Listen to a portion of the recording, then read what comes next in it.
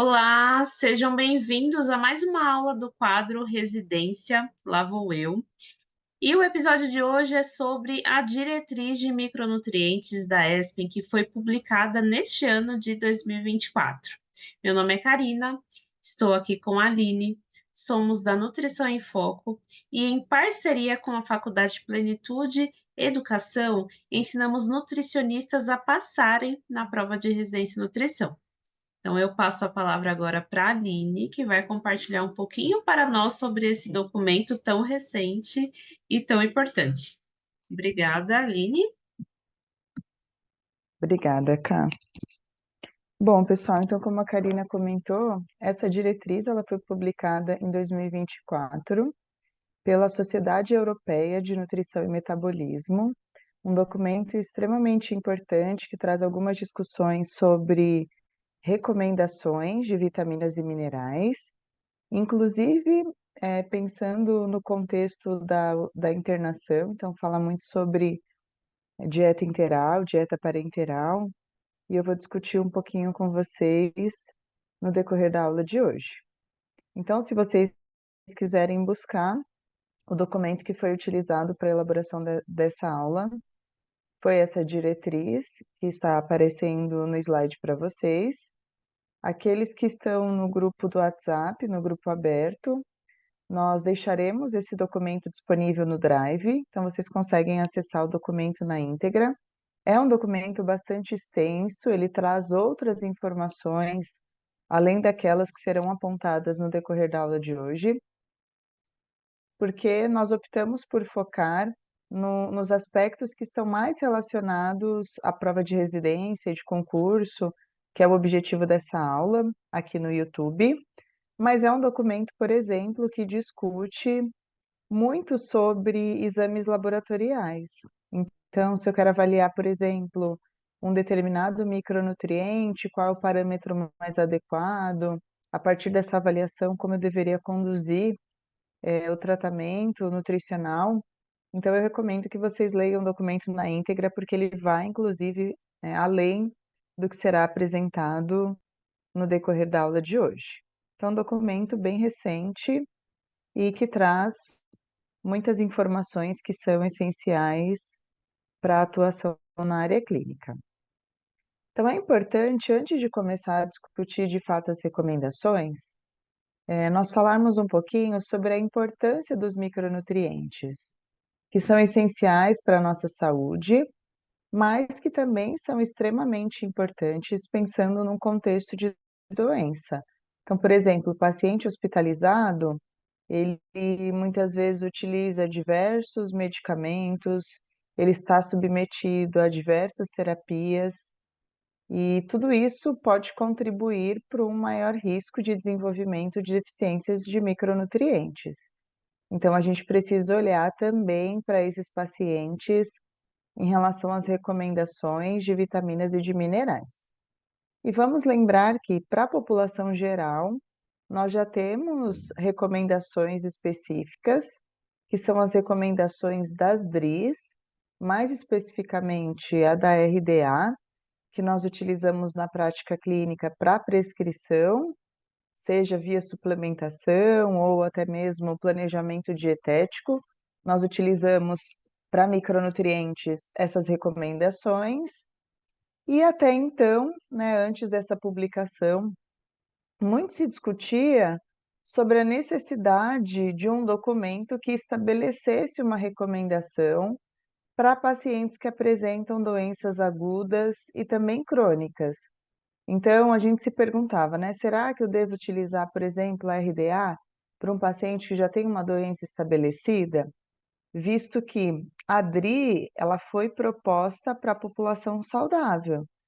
Então, pensando nisso, é que esse documento ele traz uma atualização sobre as recomendações nessas situações mais específicas. Então, o documento ele traz informações sobre como nós devemos avaliar o status de micronutrientes, então quais os exames laboratoriais que podem ser utilizados na prática clínica. É um documento que aborda também as recomendações nutricionais tanto na nutrição enteral quanto na parenteral, e ainda traz outras discussões que serão apresentadas no decorrer dessa aula de hoje, tá? Então, um documento muito importante para vocês lerem, que traz um olhar bem diferenciado quando comparado às recomendações que nós já tínhamos. Em relação aos status de micronutrientes, é extremamente importante definir qual é esse status, pensando em diferentes condições clínicas. Então, o primeiro ponto é que nós devemos saber se esse paciente apresenta carência de um micronutriente ou não, e a partir disso é que se estabelece a intervenção terapêutica. Por isso que essa diretriz, ela coloca que é necessário definir com precisão o status subótimo ou até mesmo deficiente do paciente, para então pensar na intervenção terapêutica. E na prática clínica, normalmente se adota a definição de deficiência quando o indivíduo apresenta valores abaixo da referência do laboratório. Mas essa diretriz, ela traz um outro olhar, porque estabelece como nós devemos qualificar esse status e, a partir disso, qual deveria ser a conduta de acordo com o resultado dos exames laboratoriais. Então, nessa tabela apresentada na diretriz, ele discute de uma forma muito interessante algumas definições e terminologias, porque na prática clínica é comum que a gente confunda depressão com deficiência. Será que o documento está se baseando apenas na DRI ou ele está utilizando recomendações diferenciadas? Nós devemos ainda nos ater a terminologias em relação à prescrição, o que é um complemento, o que é uma repressão, o que é uma suplementação. Então, essa tabela apresentada no documento faz justamente essa discussão, e eu trouxe nos próximos slides um resumo de tudo isso que está descrito aqui. Então, começando pela definição de depressão, depressão significa, de acordo com essa diretriz, a presença de uma perda objetiva de micronutrientes em fluidos corporais ou uma ingestão abaixo da recomendação e que tenhamos concentrações, né, no sangue ou no plasma abaixo dos valores de referência. Um aspecto que é muito importante para conseguir diferenciar a depressão da deficiência é que na depressão não existem sinais clínicos e nem sintomas. Então, nós conseguiríamos observar uma depressão apenas avaliando a ingestão abaixo da recomendação e também as concentrações de determinados parâmetros laboratoriais. Já a definição de deficiência se refere a uma evidência de perda objetiva de um micronutriente em fluidos corporais ou uma ingestão abaixo da recomendação padrão. Percebam aqui que eu coloquei um destaque logo abaixo dessa definição, que é e também a presença de sinais ou sintomas clínicos que sejam compatíveis com a deficiência de micronutrientes ou concentrações sanguíneas ou plasmáticas abaixo do valor de referência, mais os efeitos metabólicos dessa inadequação. Então, percebam que depressão é diferente de deficiência. E claro que a intervenção terapêutica, ela será diferente a partir dessa identificação também. E falando mais detalhadamente sobre no que o documento se baseia em relação às recomendações, vamos lembrar que as DRIs foram elaboradas para indivíduos que são saudáveis e se utiliza 4 pontos de referência: a EAR, a RDA, a AI e a UL. E na prática profissional, é muito comum que a gente avalie, né, dependendo do público que está sendo atendido, cada um desses parâmetros, e eles vão nos indicar qual é a probabilidade daquele indivíduo apresentar uma inadequação ou apresentar excesso de um nutriente específico, tá? E a DRI, ela pode inclusive ser utilizada para essa avaliação também de inadequação e indivíduos que estão sobre terapia nutricional enteral. No entanto, pensando no paciente que está recebendo terapia nutricional parenteral, os estudos apontam que existe uma necessidade de micronutrientes diferente daquela que está estabelecida nas DRIs. Então, as doses que são utilizadas na nutrição parenteral extrapolam a RDA. E muitos estudos identificaram, inclusive, que muitas preparações que são utilizadas para esse tipo de terapia, elas estão inadequadas em micronutrientes. E é por isso também que a diretriz estabelece recomendações diferentes de micronutrientes para a dieta interal e para a nutrição parenteral, pensando nessa necessidade diferenciada de acordo com a terapia que está sendo utilizada. E em relação à prescrição, nós temos também definições e terminologias diferentes. Então, complemento, ele é utilizado para garantir uma quantidade de nutrientes que seja no nível basal, né? Então, pode ser utilizado, inclusive, para completar a dieta interal ou a dieta parenteral. Já a repressão, né, em caso de repressão, as doses que são necessárias para conseguir alcançar um estado nutricional adequado dentro da eutrofia ou muito próximo a isso, se utiliza normalmente essa terminologia para se referir a esse déficit, a esse prejuízo do estado nutricional, quando ele já é conhecido. E a intervenção terapêutica, ela será então chamada de suplementação.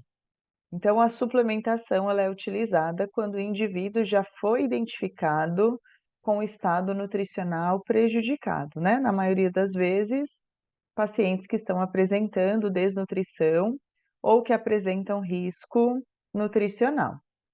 E aqui falando mais detalhadamente sobre a suplementação, a oferta normalmente é maior do que as doses que são recomendadas pelas DRIs, então elas ultrapassam os valores das DRIs ou podem ultrapassar também os valores que são recomendados para a terapia nutricional parenteral. Então, normalmente essas doses, elas são acima dessas recomendações, justamente porque o que se pretende não é apenas garantir uma quantidade de nutrientes em nível basal, mas sim corrigir deficiências nutricionais. Então, é por essa razão que as doses precisam ser acima dessas recomendações. E a suplementação, ela é farmaconutrição, né? Que aí acaba sendo um outro tipo de terapia, tá? Então, antes de entender o que o documento discute sobre avaliação de exames laboratoriais e também de recomendações de micronutrientes, é muito importante que vocês passem por essa etapa em que ele discute algumas definições e terminologias. E nós vamos então agora para necessidades, doses e tratamento, tanto da interal quanto da parenteral. Na maioria das vezes, quando o paciente está submetido à terapia nutricional interal, nós encontramos na fórmula uma quantidade já definida dos micronutrientes, embora possa existir algumas variações se nós pensarmos, por exemplo, em relação a fórmulas que são específicas para uma doença, né, X ou para uma determinada faixa etária.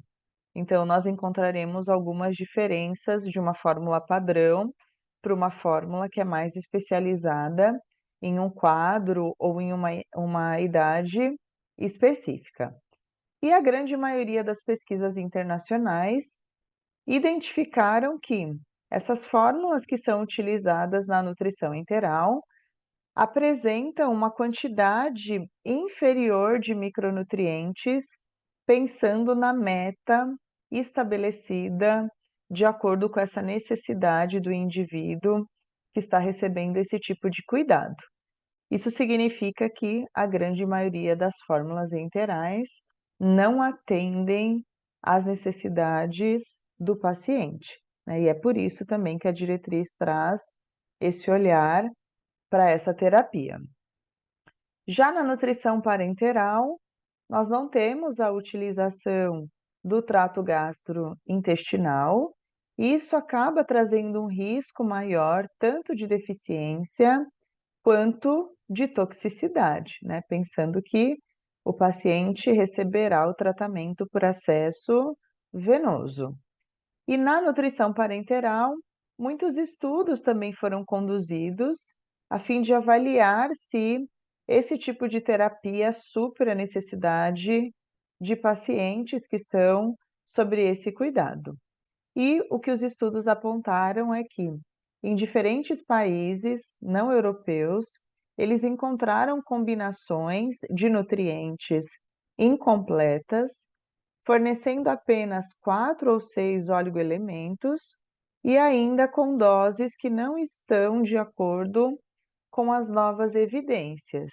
Então, a quantidade de micronutrientes presentes também na fórmula de nutrição parenteral não atende à necessidade, considerando que nós já temos de evidência sobre recomendações para esse tipo de terapia. Então, nós devemos olhar para algumas deficiências nutricionais que são mais comuns, pensando no contexto, inclusive, da nutrição clínica hospitalar. Então, aqui nós resolvemos destacar alguns nutrientes que estão mais presentes na prática clínica, devido à sua importância e também o quanto a sua necessidade pode aumentar em função de um determinado quadro clínico. Nós não incluímos todos os nutrientes, porque nós não temos tempo hábil para isso, mas vale a pena vocês lerem esse trecho do documento, inclusive como uma forma de revisar diferentes nutrientes, qual a população considerada de risco, quais são as doenças que acabam deixando esse paciente mais suscetível a carências específicas, quais são os sintomas que o paciente pode manifestar, se aquele micronutriente tem o nível de toxicidade ou não. Então, é muito importante que vocês façam o estudo sobre isso, inclusive porque costuma ser um conteúdo muito cobrado em provas de residência. Então, eu começo falando sobre o cobre. Nós devemos olhar para determinadas situações em que esse nutriente pode ser mais afetado. Por exemplo, quando o paciente é submetido a uma cirurgia gástrica ou pacientes após cirurgia bariátrica, eles apresentam maior risco de deficiência de cobre. Pacientes submetidos ao transplante renal ou que estejam em terapia nutricional parenteral por um tempo prolongado. Além dessas condições que eu acabei de mencionar, é importante olhar também se o paciente faz uma ingestão apropriada desse nutriente. Então, quando a ingestão é insuficiente, existe um risco maior de carência por cobre. Nós temos diferenças em relação aos sintomas. Então, os sintomas que são agudos podem gerar, por exemplo, a deficiência, né, de cobre pode desencadear arritmia cardíaca, mieloneuropatia, prejuízos na cicatrização de feridas, e temos alguns sintomas que vão se manifestando ao longo do tempo. Por exemplo, anemia microcítica, neutropenia, osteoporose, ataxia, despigmentação do cabelo. Então, são sinais de deficiência de cobre, mas normalmente quando essa deficiência é mais grave e que existe já um tempo, né, muito maior da carência desse micronutriente. A toxicidade por cobre, ela não é comum, ela é bastante rara, mas quando ocorre, existem alguns sintomas que são típicos, como a hematêmese, hipotensão, melena, que são fezes bem escurecidas. O paciente pode evoluir para coma, dores de cabeça, alterações de comportamento, febre, diarreia, cólicas abdominais, pode apresentar manchas marrons, nos olhos e também uma pigmentação amarelada na pele, que é a icterícia.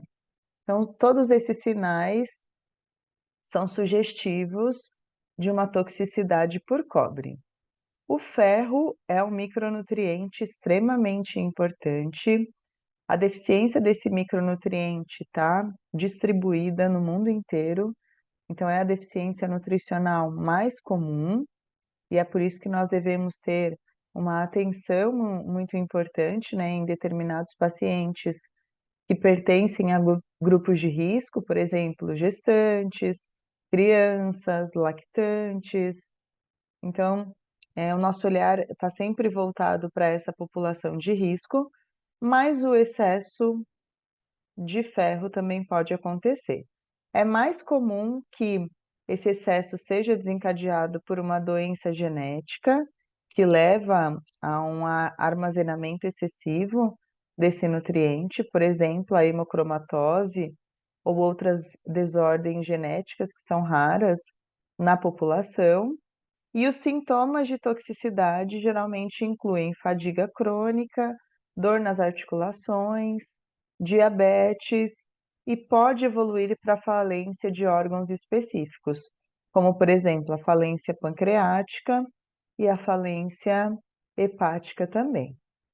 Então, por isso que a intervenção ela precisa ser pensada com muito cuidado em relação à dose, tempo, acompanhamento através de exames laboratoriais, para evitar que essa toxicidade seja alcançada. A deficiência de zinco também é comum e alguns grupos, né, são considerados de risco, principalmente aqueles que apresentam uma ingestão insuficiente, mas também outras condições, por exemplo, doenças que cursam com má absorção ou doenças que estão relacionadas a um aumento da perda de zinco ou até mesmo da utilização desse micronutriente. As crianças gestantes e mulheres que estão amamentando apresentam uma necessidade maior de zinco e por isso são consideradas de risco para a deficiência. Os sintomas da deficiência de zinco incluem alopécia, que é a queda de cabelo, erupções na pele, prejuízos no crescimento e também no desenvolvimento sexual. Então, isso é extremamente importante pensando na infância e na adolescência, e pode, inclusive, desencadear também um prejuízo na maturação óssea, prejuízo na cicatrização de feridas, e o zinco é um micronutriente que está muito envolvido com a modulação da resposta imunológica. Por isso que é comum, quando o indivíduo apresenta carência desse micronutriente, que ele adoeça com muito mais frequência, né? Então, infecções de repetição pode ser, inclusive, um sinal de deficiência de zinco. Além disso, a própria diarreia, ela leva a uma perda importante de zinco, por isso que existem recomendações formais para a prescrição de suplemento de zinco em quadros diarreicos, e é um nutriente que também está relacionado ao paladar e ao olfato. Então, quando o indivíduo ele apresenta carência de zinco, ele tem um prejuízo tanto do paladar quanto do olfato. A toxicidade por zinco pode ocorrer dependendo da quantidade que está sendo ingerida. Normalmente nós pensamos num excesso desse nutriente via suplementação, e o que essa diretriz aponta é justamente que a toxicidade pode acontecer quando essa ingestão ultrapassa cerca de 1 a 2 gramas de zinco. Então é comum que se observe sinais de toxicidade. E uma observação importante em relação a esse micronutriente é que em algumas soluções parenterais, a quantidade de zinco pode estar em excesso. Isso acaba levando à toxicidade também, né? Então é muito importante olhar com cuidado essas fórmulas que são utilizadas na nutrição parenteral. E agora eu vou falar um pouquinho sobre as vitaminas, começando pela vitamina B1. E nós temos também algumas populações que são consideradas de risco, por exemplo, pacientes desnutridos, aqueles que têm uma baixa ingestão de alimentos que são fontes de vitamina B1, o consumo crônico de álcool, né, o alcoolismo, ele é um fator de risco para a deficiência de B1, porque o álcool prejudica a absorção da tiamina. Então, nesse público, né, essa deficiência já é muito bem estabelecida. Na gestação existe maior risco devido à demanda. Pacientes que apresentam perdas renais, né, podem cursar também com a deficiência de B1 e ressecções do trato gastrointestinal que pode levar a prejuízos absortivos, né? Então também levaria ao surgimento da carência de B1. A B1 normalmente está relacionada a algumas ações no sistema nervoso, por isso que os sintomas da carência de B1 costumam ser neurológicos. Então, o paciente fica mais apático, ele tem prejuízo na memória de curto prazo, ele pode ficar confuso, mais irritado, apresentando prejuízos cognitivos. E existe uma síndrome muito conhecida, inclusive que cursa com sintomas neurológicos, que é a síndrome de Wernicke-Korsakoff, que é uma condição relacionada à deficiência de B1 e que o paciente ele precisa de cuidados muito específicos com doses, inclusive, mais elevadas de vitamina B1 para corrigir essa condição, tá? Então, a síndrome de Wernicke-Korsakoff, ela é em decorrência da deficiência de vitamina B1.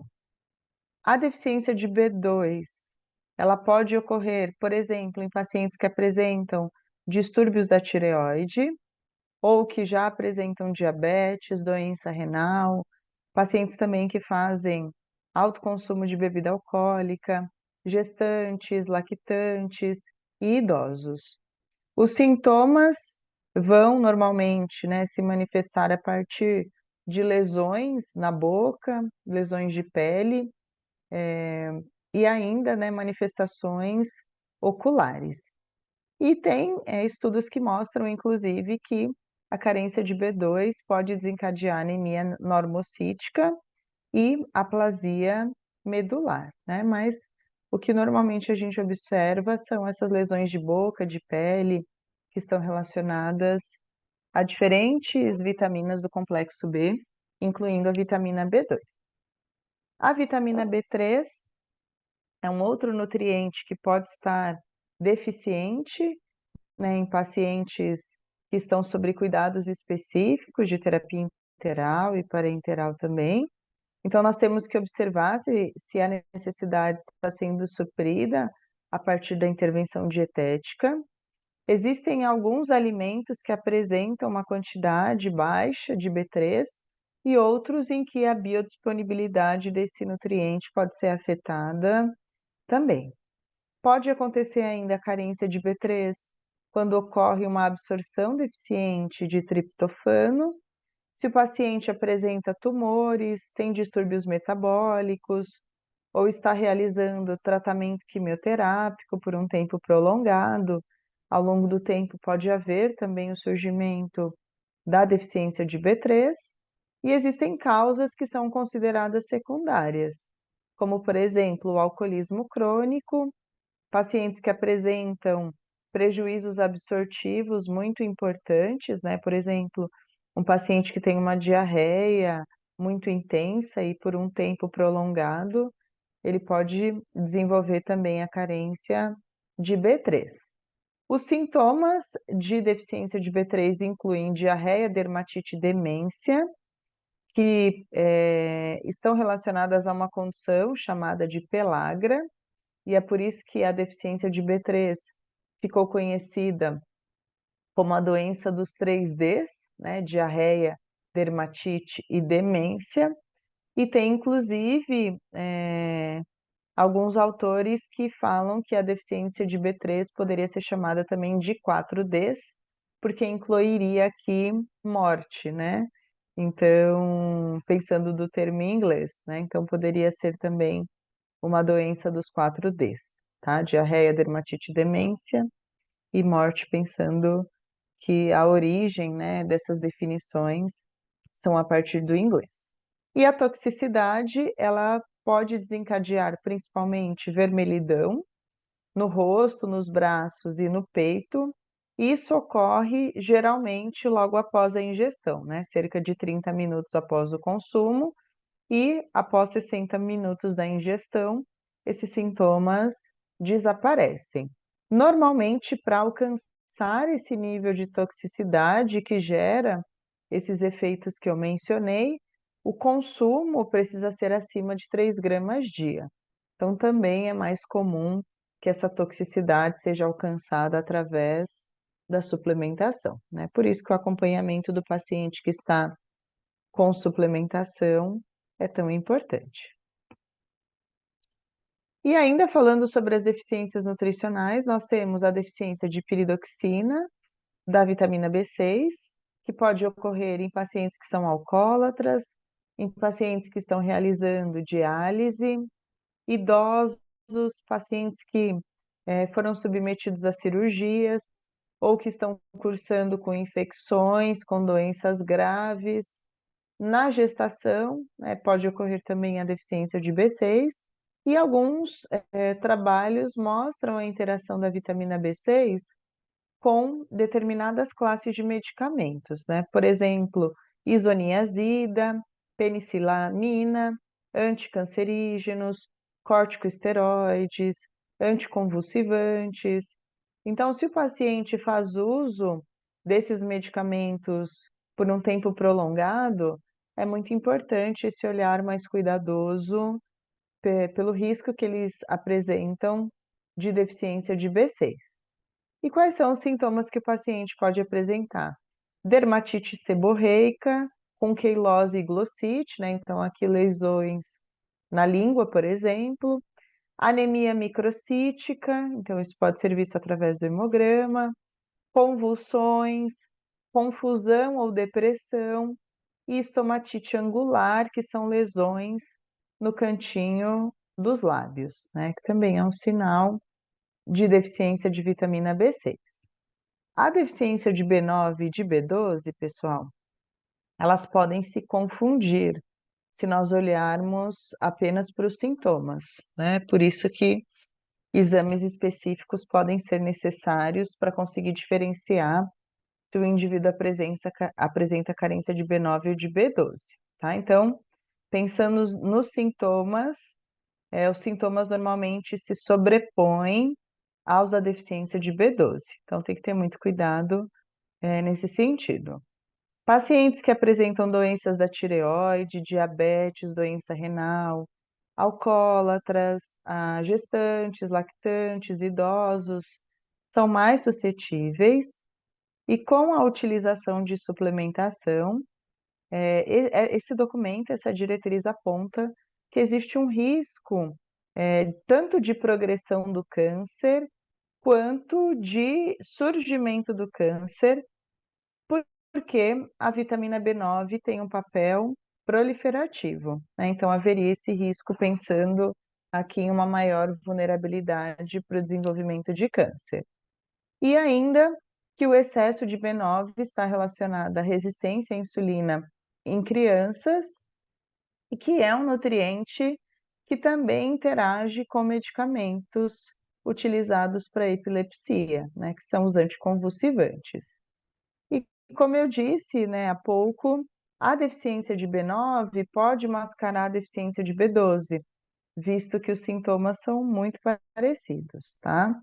E a suplementação, ela pode mascarar de B12 em função disso, né? Então, a gente precisa ter muito cuidado também nesse sentido.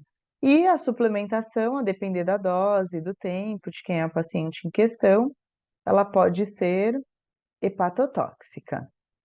A deficiência de B12 está mais relacionada à doença autoimune, né? Por exemplo, anemia perniciosa, a tratamento com metformina, né? Então, pacientes que fazem uso desse medicamento de longo prazo, eles têm um risco maior de deficiência de B12, e é muito comum se observar também a carência de B12 após a cirurgia bariátrica, né? Então, também é um público que precisa ser avaliado com um pouco mais de cuidado.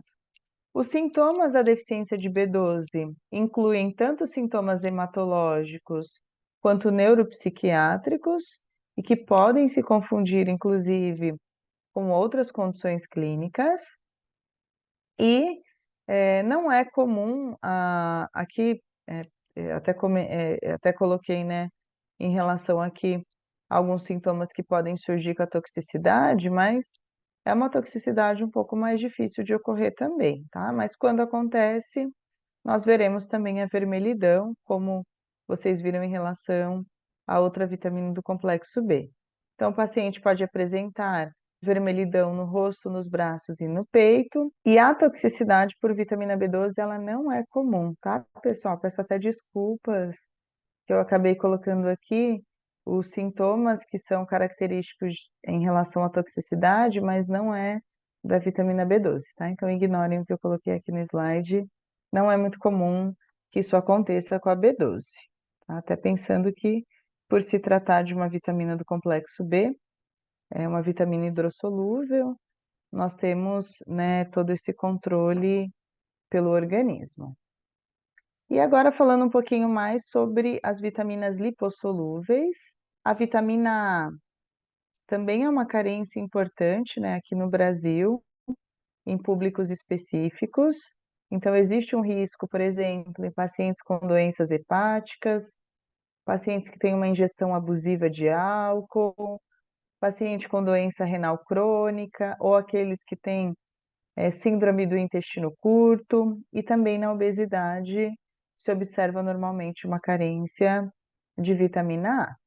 Normalmente nós lembramos da vitamina A devido ao seu papel na acuidade visual, né? Então, muitos pacientes com carência de vitamina A, de fato, terão alterações oculares, mas antes dessas alterações na visão, se observa prejuízos imunológicos.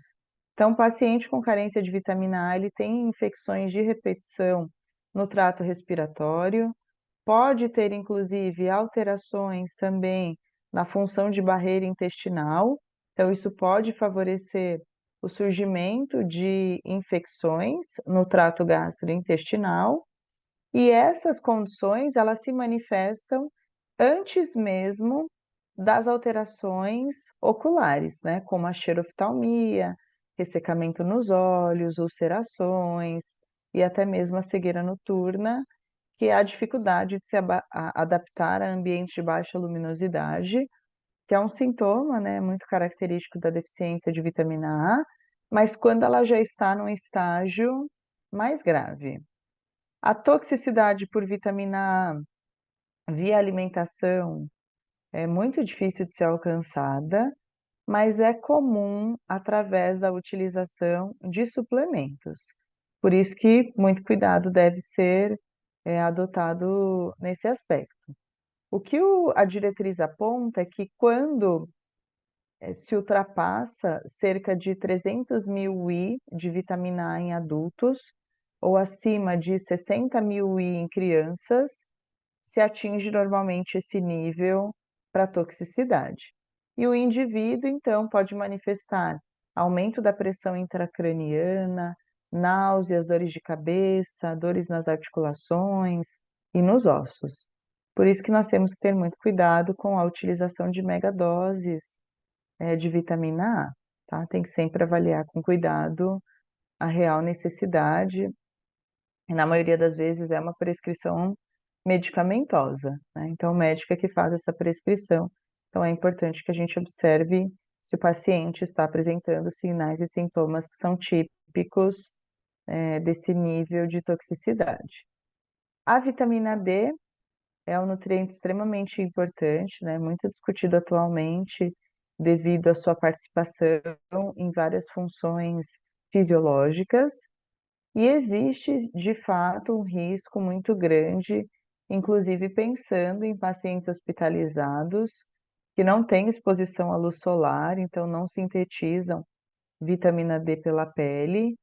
E normalmente nós observamos isso também em pacientes que estão acamados, né, que ficam deitados, em ambientes que também não têm essa exposição, pacientes críticos que ficam por um tempo prolongado em unidade de terapia intensiva, paciente com doença renal, com doença hepática, também podem manifestar carência de vitamina D. E para confirmação da carência, da deficiência de vitamina D, é necessário a avaliação de exame laboratorial.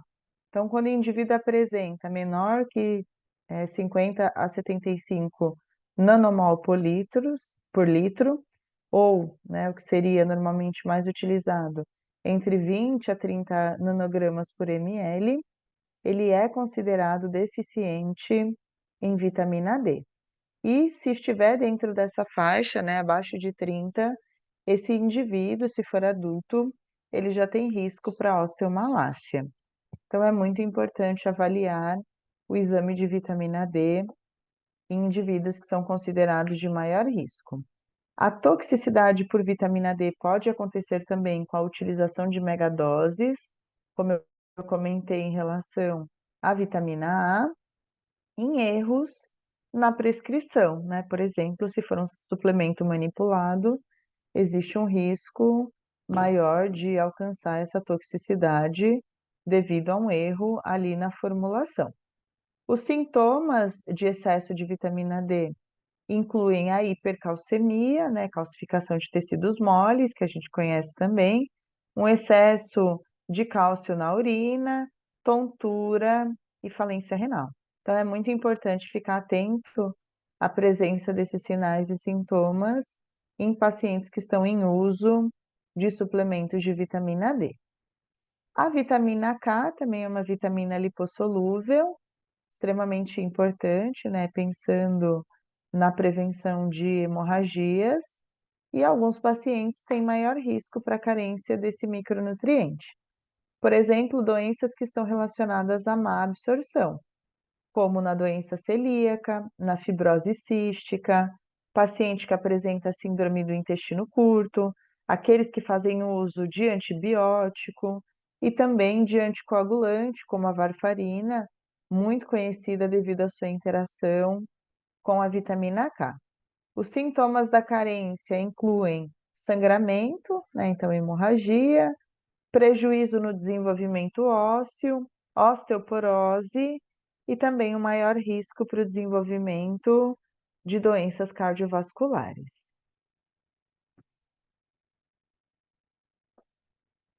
Dito tudo isso, pessoal, nós vamos para um outro ponto dessa diretriz que é muito interessante, que eu trouxe aqui a tabela para vocês, para conseguir mostrar um pouquinho disso, porque a diretriz aponta quais são as patologias consideradas de maior risco para a deficiência de micronutrientes.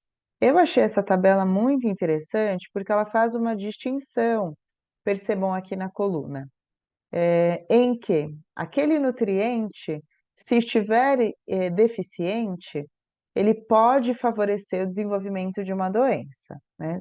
E essas doenças são apontadas aqui, tá? Então, quando ocorre a carência desse micronutriente específico, o indivíduo ele pode manifestar uma doença, né? Então, ele coloca isso aqui nessa segunda coluna. Já na terceira coluna, se o indivíduo apresenta uma inadequação ou um déficit, ele pode ter uma condição clínica pior, né? Então, uma evolução não favorável. Então, é muito importante olhar aqui também para essa coluna. E por último, quais as deficiências que são consideradas como consequência da doença que ele apresenta, né? Então, isso será apontado aqui nessa última coluna. Então, eu vou passar rapidamente, né, só para vocês terem uma ideia sobre isso. E é legal vocês olharem com cuidado essas tabelas que são apontadas na diretriz. Então, por exemplo, um paciente que apresenta alcoolismo, se ele tiver deficiência de B1 e de ferro, existe uma piora do seu quadro clínico. E a partir do alcoolismo, nós temos riscos de deficiências nutricionais também. Por exemplo, de deficiência de vitamina A, vitamina D, E, K, B1, B2, B6, B7, B9, B12, o cobre, o zinco. Então, percebam como é interessante essa discussão que a diretriz traz, né? Vamos olhar aqui para uma outra condição. Por exemplo, paciente que apresenta infarto agudo do miocárdio. Se ele apresenta deficiência de B1, B6, vitamina D, selênio e ferro, ele tem risco para o surgimento dessa condição, né? Vamos pensar num indivíduo que ainda não teve um infarto, mas que não apresenta uma ingestão suficiente desses nutrientes. Ele pode sim ter um risco maior.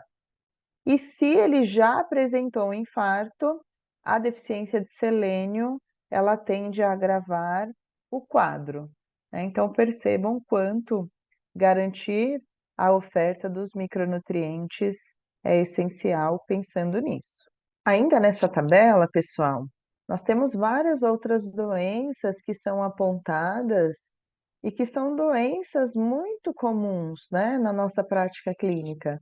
Por exemplo, diabetes, doenças inflamatórias intestinais, doenças hepáticas, a própria esteatose hepática, a obesidade após cirurgia bariátrica, né? Então, percebam aqui o quanto esses micronutrientes, eles estão relacionados não apenas ao surgimento do quadro, quando eles são insuficientes na dieta, mas o quanto eles podem ser afetados em função da própria doença, né? Então, é por isso que a gente precisa olhar com mais cuidado para esses nutrientes a partir da doença que o paciente manifesta também, tá? E aqui, por último, então, apontando essa relação entre doença renal crônica, a sarcopenia e paciente crítico, né? Então, por exemplo, em pacientes graves, nós temos um risco maior de deficiência de B1, de B12, de cromo, vitamina D, ferro, selênio e zinco, tá? Então, pensando que essas patologias são consideradas de maior risco para carência de micronutrientes, essa diretriz da ESPEN, ela recomenda que, de acordo com determinadas condições clínicas, é necessário fazer uma investigação laboratorial a respeito de micronutrientes específicos. Feito o exame laboratorial, até que esse resultado esteja disponível, a diretriz recomenda que façamos uma oferta maior dos micronutrientes, né, nesse período, até o resultado do exame, ou que se utilize uma preparação que contenha diferentes vitaminas e minerais. Seria suficiente temporariamente para suprir a necessidade desse paciente. Então, nós temos algumas recomendações para esse público em específico, né, portador dessas doenças que eu comentei. Então, quantidades adequadas de todos os oligoelementos e também de vitaminas essenciais precisam ser fornecidas a todos os pacientes que estão recebendo cuidado nutricional, né? Aqui ele coloca como nutrição médica, pensando, por exemplo, no paciente que está com suporte parenteral, tá? Então, desde o início do seu tratamento, é necessário esse cuidado para garantir que ele receba todos os nutrientes necessários. E ainda que os complementos de micronutrientes, eles devem ser fornecidos por via oral, quando não for possível, por via interal, desde que essa via seja segura e eficaz. E isso vai depender, obviamente, de qual é o quadro clínico do paciente em questão, porque existem critérios também para a utilização da via interal, tá? Então, se for seguro para o paciente, esses micronutrientes podem ser fornecidos através dessa via. Um outro ponto importante de ser discutido é a relação da inflamação com um aumento da necessidade de micronutrientes.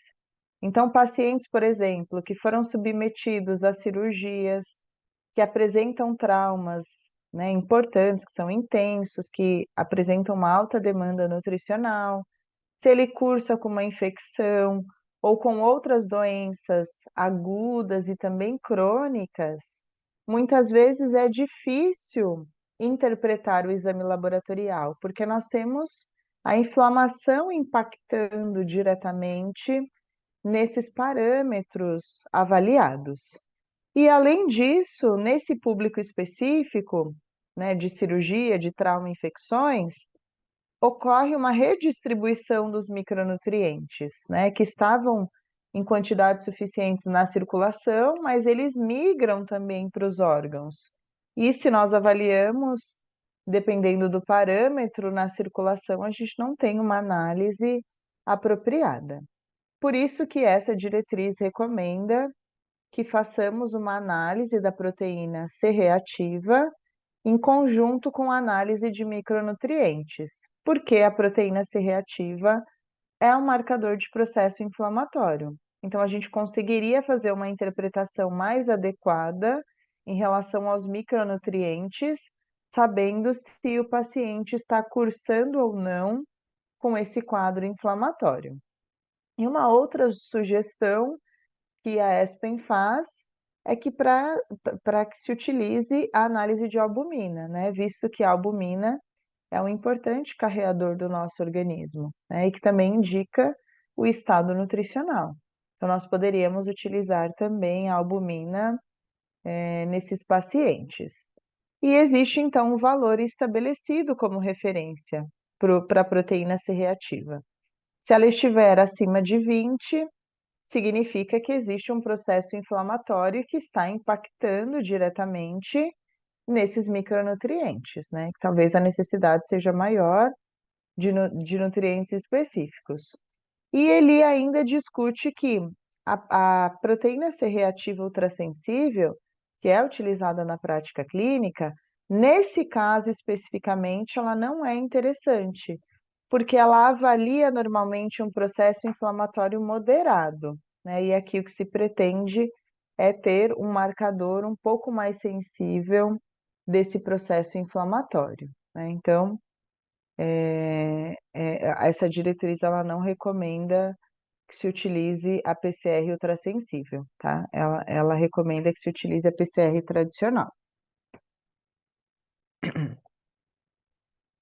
E vamos então agora às recomendações para nutrição enteral e depois eu vou mostrar para vocês da nutrição parenteral.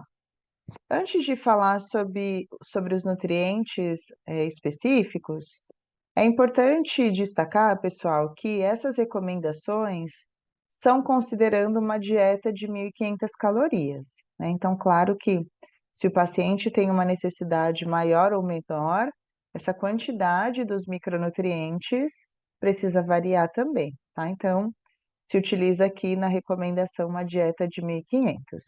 Então, para a vitamina B1, na nutrição integral, entre 1,5 e 3 miligramas dia, para a vitamina B2, 1,2 miligramas, vitamina B3, entre 18 e 40 miligramas dia, AB5, 5 miligramas, B6, 1,5, B7, 30 microgramas, AB9 na forma de folato dietético equivalente entre 330 a 400 microgramas, e a vitamina B12 na forma de cianocobalamina, 2,5 microgramas.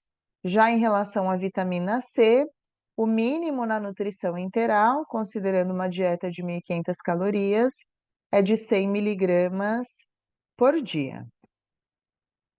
Já em relação às vitaminas lipossolúveis, a recomendação na nutrição integral para a vitamina A é de 900 a 1.500 microgramas de equivalentes de retinol, de vitamina D, 1.000 I ou 25 microgramas, na vitamina E, 15 miligramas de alfa-tocoferol e de vitamina K, 120 microgramas de filoquinona. É sempre importante vocês observarem essa forma do nutriente, tá? Porque vocês vão perceber que muda quando nós estamos falando em nutrição parenteral. Já em relação aos minerais, a recomendação de cromo para nutrição integral, 35 microgramas ao dia. O cobalto, ele será garantido através da vitamina B12. Por isso que vocês viram aqui no slide anterior que a prescrição de B12 é como cianocobalamina, porque o cobalto ele já está presente nessa forma química.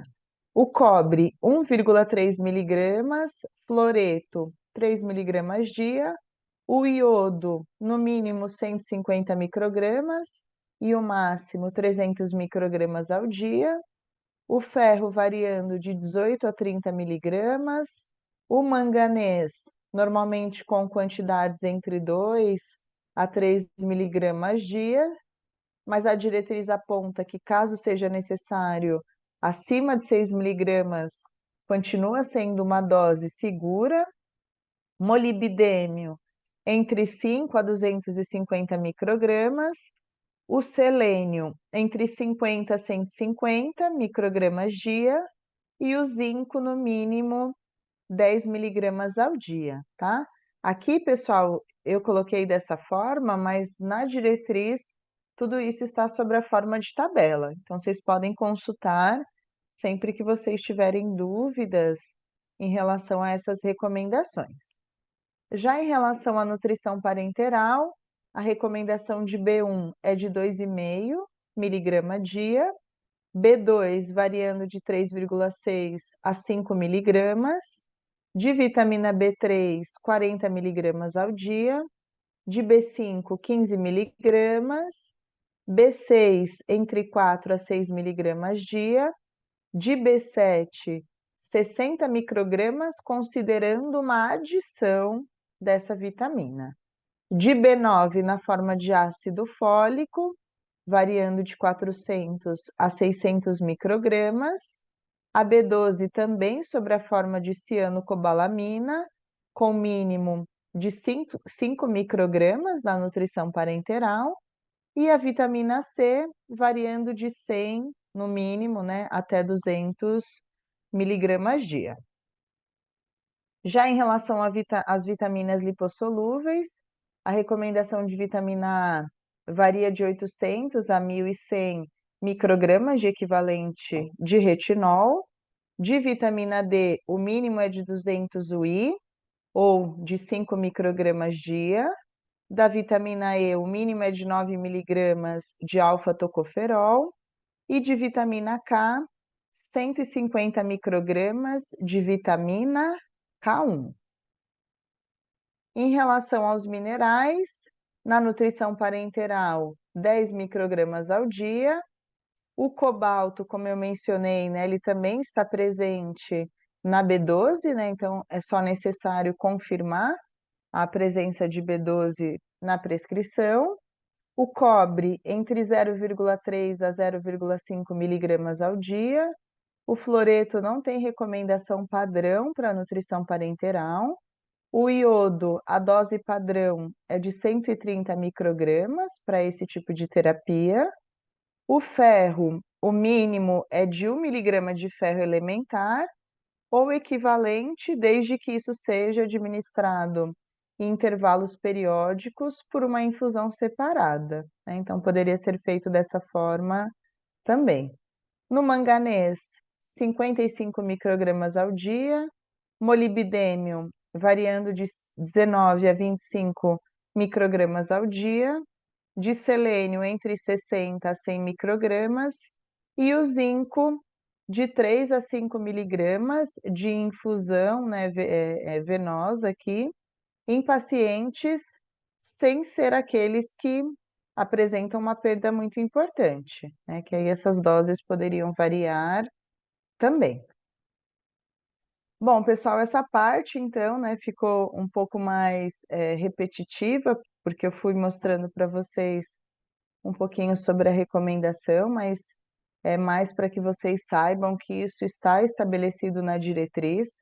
Então, sempre que vocês precisarem consultar o material, é muito interessante fazer isso, né, pré-interal, para parenteral, estou calculando, será que o paciente está recebendo essa necessidade, não está? Qual é a necessidade dele, né, pensando numa questão de prova também, de um nutriente específico. Então, vale a pena vocês lerem esse documento na íntegra. Eu aproveito para convidar todos vocês a participarem da nossa comunidade aberta no WhatsApp, uma comunidade gratuita, que é específica para residência em nutrição. Lá vocês terão acesso a um drive com materiais de estudo, todas as aulas que nós gravamos aqui no YouTube, nós incluímos os materiais para vocês conseguirem consultar também. Além disso, vocês encontram editais de prova, né, de residência, provas anteriores também, para conseguirem estudar. Então, participem da nossa comunidade através desse QR Code, ou se não conseguirem acessar através dele, vocês podem acessar através de um link que tem no nosso Instagram, lá na bio, no Instagram Nutrição em Foco, _oficial, e participe então das demais aulas que virão aqui no canal, né? Não deixe de se inscrever, de comentarem, de curtirem, para a gente saber que vocês estão gostando também desses materiais que nós estamos elaborando. Então, queria agradecer todos vocês que estão aqui assistindo essa aula, e agora eu vou passar a palavra para cá também para a gente fazer o fechamento. Muito obrigada, pessoal. Olá, pessoal! Gostaria de agradecer a presença de todos que estiveram aqui, a participação de sempre também, e gostaria de convidá-los a seguir também a página do Instagram da Nutrição em Foco e da Plenitude Educação, porque lá nós comunicamos todas as novidades, os editais de residência também, alguns materiais que são lançados, nós também compartilhamos por lá, então fiquem por dentro para não perder nenhum acontecimento aqui dentro da Nutrição em Foco. E acompanhem também as próximas aulas. Teremos uma surpresa especial, né, Aline, na próxima aula, com um tema mais voltado para esse mundo da residência. Esperamos que vocês gostem muito e nos vemos na próxima. Até mais!